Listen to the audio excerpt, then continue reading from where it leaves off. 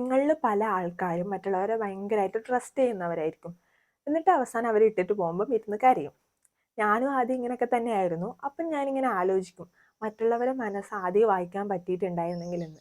അങ്ങനെ ഒരാളുടെ മനസ്സ് പൂർണ്ണമായിട്ട് വായിക്കാൻ പറ്റൂലെങ്കിലും ബോഡി ലാംഗ്വേജ് ത്രൂ നമുക്ക് കുറച്ചൊക്കെ മനസ്സിലാക്കാൻ പറ്റും. അതിന് ഒരുപാട് ടിപ്സ് ഉണ്ട്.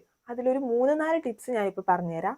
അതിൽ ആദ്യത്തേത്, നിങ്ങൾ നിങ്ങളുടെ സക്സസ് സ്റ്റോറി ഒരാളോട് ഷെയർ ചെയ്യുന്ന ടൈമിൽ അവർ ഭയങ്കര സ്ലോ ആയിട്ടാണ് ബ്ലിങ്ക് ചെയ്യുന്നതെങ്കിൽ അവർക്ക് നിങ്ങളോട് അസൂയാണ്, അല്ലെങ്കിൽ നിങ്ങൾ സക്സസ് ആയത് അവർക്ക് ഇഷ്ടപ്പെട്ടിട്ടില്ല എന്നാണ് മീനിങ് വരുന്നത്.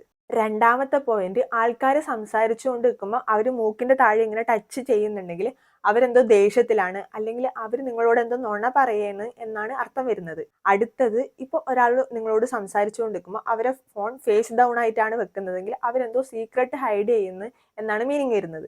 ലാസ്റ്റ് പോയിന്റ് എന്താന്ന് വെച്ചാൽ, ഇപ്പം നിങ്ങൾ ഒരാളോട് ഒരു ക്വസ്റ്റ്യൻ ചോദിച്ചു, അപ്പം അവരതിന് ആൻസർ പറയാതെ അതേ ക്വസ്റ്റ്യൻ നിങ്ങളോട് റിപ്പീറ്റ് ചെയ്യാൻ പറയുന്നുണ്ടെങ്കിൽ അവർ ആ ക്വസ്റ്റ്യൻ കേൾക്കാഞ്ഞിട്ടല്ല, അവരതിന് സത്യം പറയാൻ ആഗ്രഹിക്കുന്നില്ല. അപ്പം അവരൊരു നുണക്കഥ മെനയാൻ വേണ്ടിയിട്ട് ഒരു ടൈം വേണമല്ലോ, ആ ഒരു ടൈമിന് വേണ്ടിയിട്ടാണ് അത് വീണ്ടും റിപ്പീറ്റ് ചെയ്യാൻ പറയുന്നത്.